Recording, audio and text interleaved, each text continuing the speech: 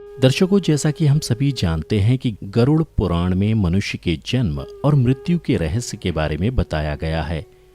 गरुड़ पुराण में बताया गया है कि मृत्यु ही काल यानी कि समय है, और जब मृत्यु का समय निकट आता है तो जीवात्मा से प्राण और देह का वियोग हो जाता है। हर एक मनुष्य के जन्म और मृत्यु का समय निश्चित होता है, जिसे पूरा करने के बाद ही मनुष्य को मोक्ष की प्राप्ति होती है और वह पुनः दूसरे शरीर को धारण करता है। परंतु अब यहाँ ये सवाल उठता है कि जब किसी मनुष्य की अकाल मृत्यु हो जाती है तो उस जीवात्मा का क्या होता है और अकाल मृत्यु किसे कहा जाता है। आज के इस एपिसोड में हम ऐसे ही कुछ सवालों का जवाब आपको बताने जा रहे हैं। नमस्कार दर्शकों, द डिवाइन टेल्स पर आपका स्वागत है। दोस्तों, गरुड़ पुराण में बताया गया है कि मनुष्य के जीवन का 7 चक्र निश्चित है, और यदि कोई मनुष्य इस चक्र को पूरा नहीं करता है, अर्थात जो अकाल मृत्यु को प्राप्त हो जाता है, उसे मृत्यु के बाद भी कई प्रकार के कष्ट भोगने पड़ते हैं। परंतु सबसे पहले ये जानना आवश्यक है कि अकाल मृत्यु क्या होती है, अर्थात किस तरह की मृत्यु को गरुड़ पुराण में अकाल मृत्यु की श्रेणी में रखा गया है। गरुड़ पुराण के सिंहावलोकन अध्याय में बताया गया है कि यदि कोई प्राणी भूख से पीड़ित होकर मर जाता है, या हिंसक प्राणी द्वारा मारा जाता है, या फिर गले में फांसी का फंदा लगाने से जिसकी मृत्यु हो जाती है, अथवा जो विष तथा अग्नि आदि से मृत्यु को प्राप्त हो जाता है, अथवा जिसकी मृत्यु जल में डूबने से हो जाती है, या जो सर्प के काटने से मर जाता है, या जिसकी दुर्घटना या रोग के कारण मृत्यु हो जाती है, वह अकाल मृत्यु को प्राप्त होता है। लेकिन दोस्तों, गरुड़ पुराण में आत्महत्या को सबसे निंदनीय और घृणित अकाल मृत्यु बताया गया है।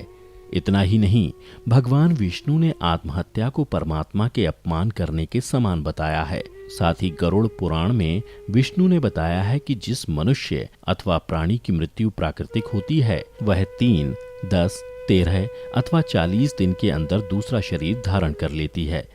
किंतु जो व्यक्ति आत्महत्या जैसे घृणित अपराध करता है, उस प्राणी की जीवात्मा पृथ्वी लोक पर तब तक भटकती रहती है जब तक वह प्रकृति के द्वारा निर्धारित अपने जीवन चक्र को पूरा नहीं कर लेता। ऐसी जीवात्मा को ना तो स्वर्गलोक की प्राप्ति होती है और ना ही नरक लोक की। जीवात्मा की इस अवस्था को अगति कहा जाता है। इसलिए गरुड़ पुराण में बताया गया है कि आत्महत्या करने वाली आत्मा अकाल मृत्यु को प्राप्त होने वाले सभी आत्माओं में सबसे कष्टदायी अवस्था में पहुंच जाती है, और अकाल मृत्यु को प्राप्त करने वाली आत्मा अपनी तमाम इच्छाओं यानी भूख, प्यास, संभोग, सुख, राग, क्रोध, दोष, लोभ, वासना आदि की पूर्ति के लिए अंधकार में तब तक भटकती रहती है जब तक कि उसका परमात्मा द्वारा निर्धारित जीवन चक्र पूरा नहीं हो जाता। परंतु अब यहाँ ये सवाल उठता है कि किसी भी प्राणी की अकाल मृत्यु क्यों होती है। तो दोस्तों, मैं आपको बता दूं कि इसका भी वर्णन गरुड़ पुराण में किया गया है, जिसके अनुसार जब विधाता द्वारा निश्चित की गई मृत्यु प्राणी के पास आती है तो शीघ्र ही उसे लेकर मृत्यु लोक से चली जाती है। प्राचीन काल से ही वेद का यह कथन है कि मनुष्य 100 वर्ष तक जीवित रहता है, किंतु जो व्यक्ति निंदित कर्म करता है वह शीघ्र ही विनष्ट हो जाता है।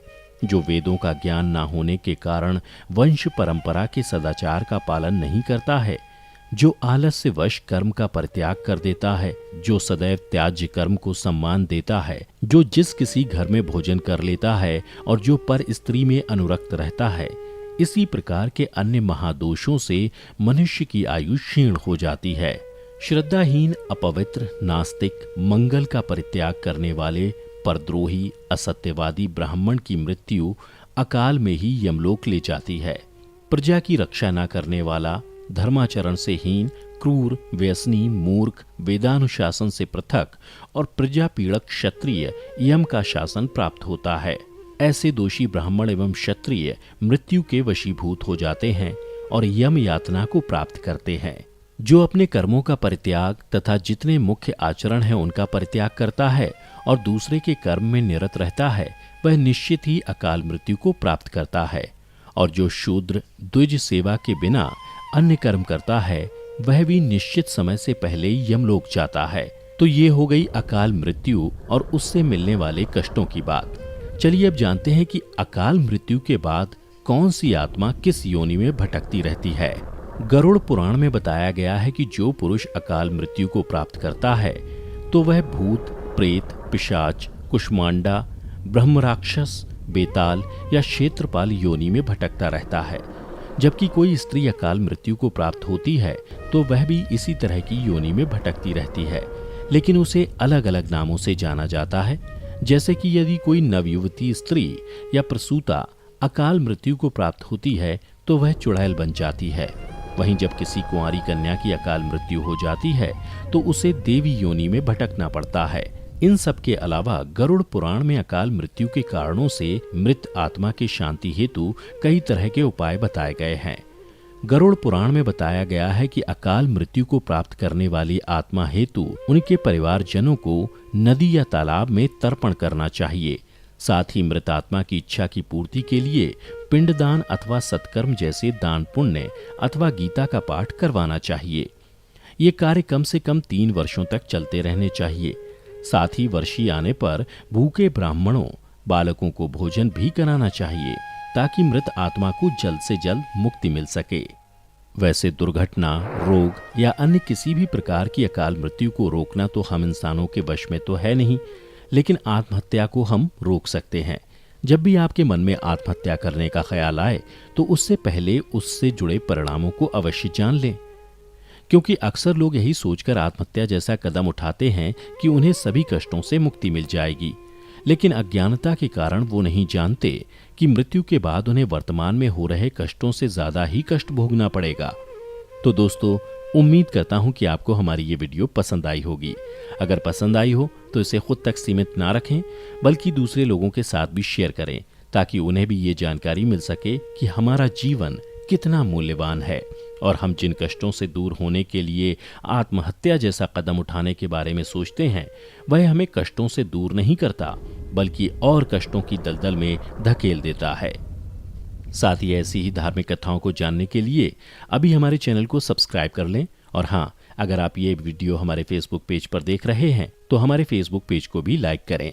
फिलहाल आज की वीडियो में इतना ही। अब हमें दें इजाजत और वीडियो को अंत तक देखते रहने के लिए आपका बहुत बहुत शुक्रिया।